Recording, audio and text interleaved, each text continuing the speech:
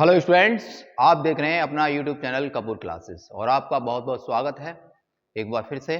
तो आज हम कराने जा रहे हैं एक प्रैक्टिस एक्सरसाइज जो उसमें मैं आपको 1 और 2 करा चुका हूं।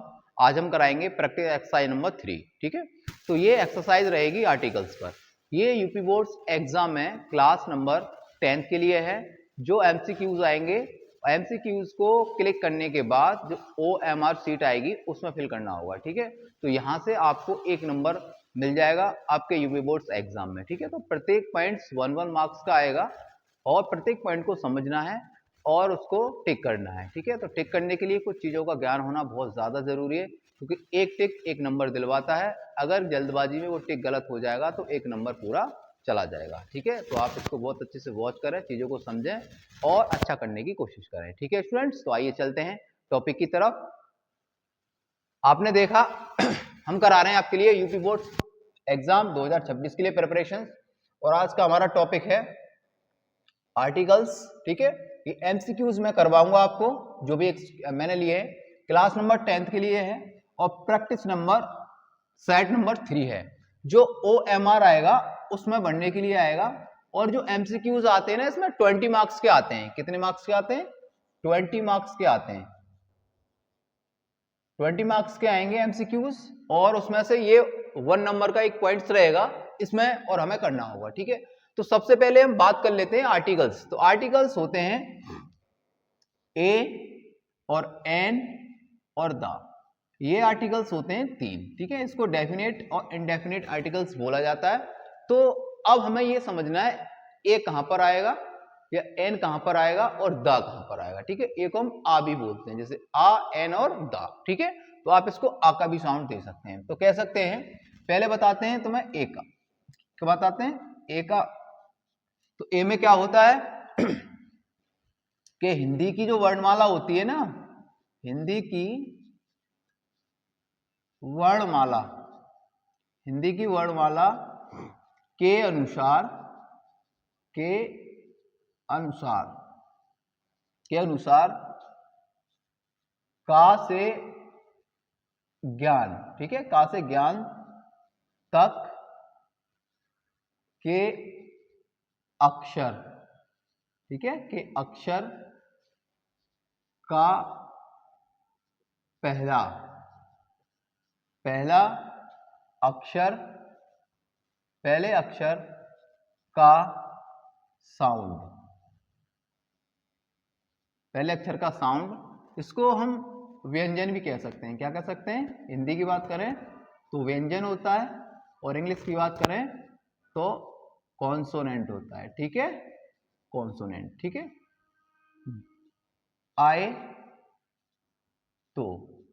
तो उससे पहले आ लगाते हैं। क्या लगाते हैं? आ लगाते हैं।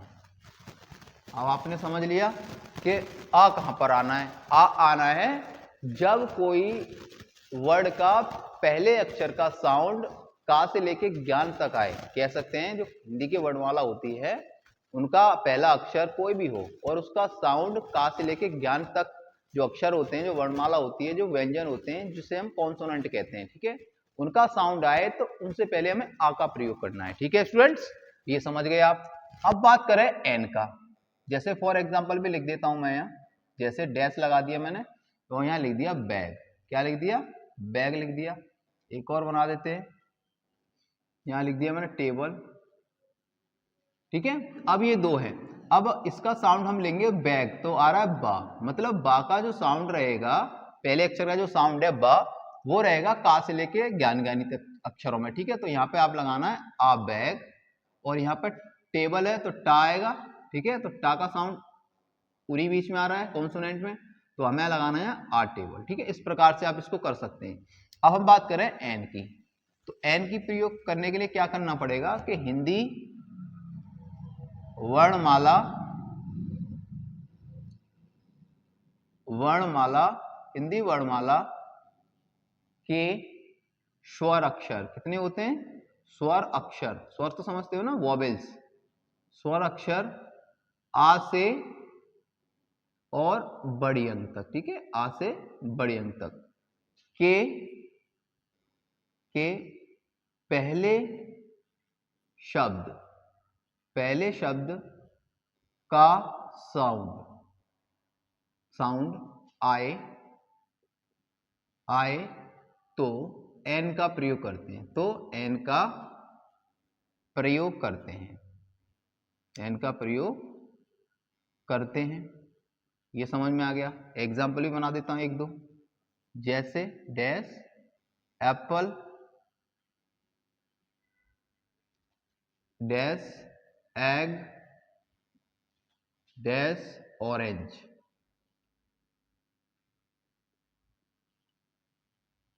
ठीक है।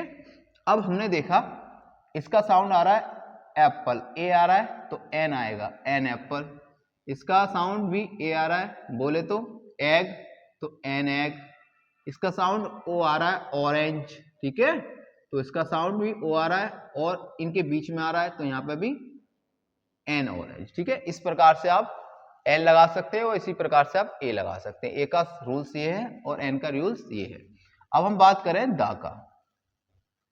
अब दा का जो रूल है वो बड़ा अच्छा है, कह सकते हैं जो दुनिया में अनोखी चीज है या जो दुनिया में एक चीज है उनसे पहले हमें दा लगाना है। जैसे दिशाओं होती हैं 4, ठीक है, ईस्ट वेस्ट नॉर्थ साउथ, उससे पहले आपको दा लगाना है, ठीक है। कोई भी पवित्र ग्रंथ जैसे रामायण बाइबल, ठीक है, और गीता कुरान, उन सब के आगे आपको दा लगाना है। उसके बाद कोई भी पवित्र नदी जैसे गंगा यमुना, उनसे पहले आपको दा लगाना है। और सुपरलेटिव डिग्री, ठीक है, सुपरलेटिव डिग्री से पहले दा आता है, ठीक है। उसके बाद बात करें कोई भी पहाड़ पर्वत झील झरना, ठीक है, उनसे पहले आपको दा लगाना है। तो दा का तो बहुत सारा दिशाएं, मैं लिख देता हूं, दिशाओं के नाम से पहले, दिशाओं के नाम से पहले दा आता है, ठीक है। उसके बाद महान ग्रंथ जैसे रामायण, ठीक है, गीता बाइबल आदि, ठीक है, ये इनके पहले आपको दा लगाना है। पहाड़ पर्वत झील झरने, इनसे पहले आपको दा लगाना है, ठीक है। और एक होता है सुपरलेटिव डिग्री,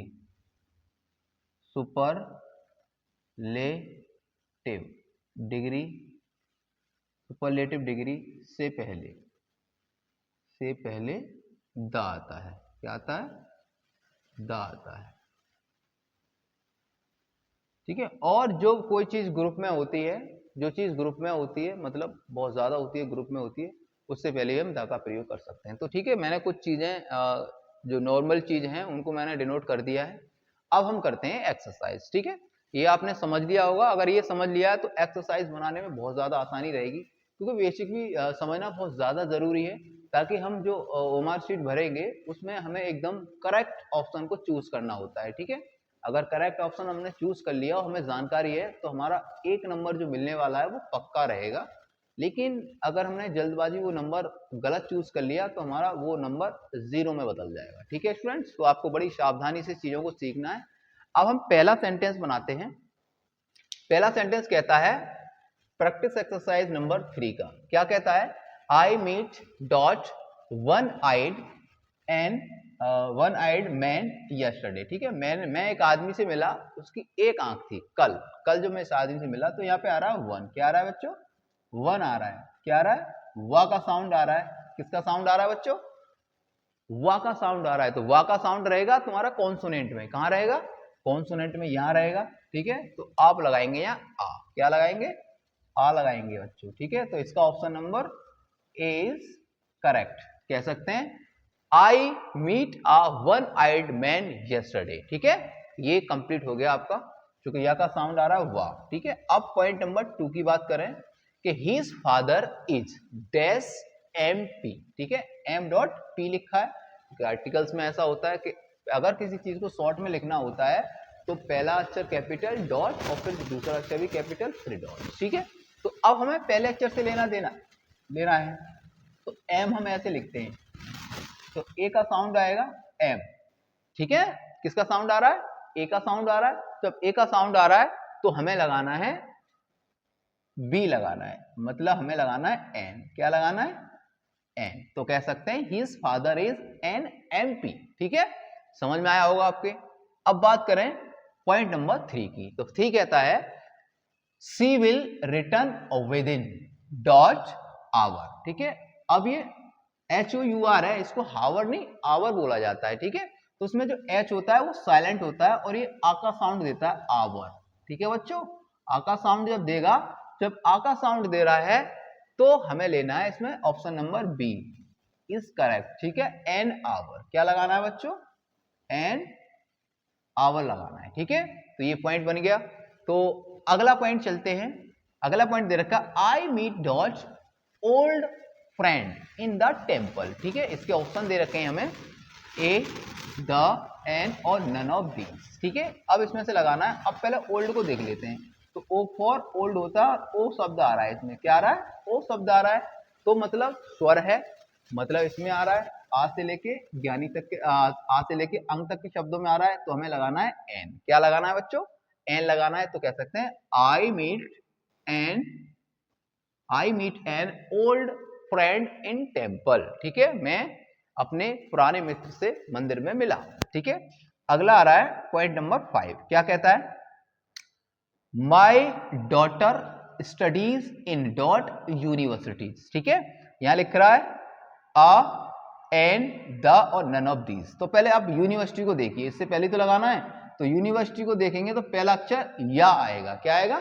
या आएगा। जब पहला अक्षर या आएगा तो ये बन जाएगा तुम्हारा कॉन्सोनेंट, या हिंदी वर्णमाला के अकॉर्डिंग देखेंगे तो ये बन जाएगा व्यंजन। तो फिर इसके अकॉर्डिंग हमें लेना पड़ेगा आ। तो option number A is correct. इसमें आएगा आ यूनिवर्सिटी। क्या आएगा बच्चों? आ यूनिवर्सिटी, ठीक है। अब हम बात करें पॉइंट नंबर 6 की। देख लिए करने में बहुत आसानी रहेगी, अगर आप चीजों को सीखेंगे तो बहुत अच्छे से प्रैक्टिस कर सकते हैं, बहुत अच्छे से इसको लगा सकते हैं, ठीक है।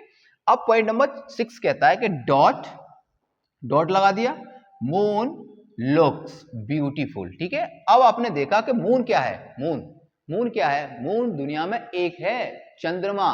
जब एक है तो आपको क्या लगाना पड़ेगा? देखिए अ, एन और द। अब इन सब में से आपको जो लगाना है वो क्या लगाना है? वो अपने आप पता लग रहा है तुम्हें लगाना है सी पॉइंट, मतलब द, जो दुनिया में एक होता है। मैं लिख देता हूं, जो दुनिया में एक हो। क्या हो? एक हो।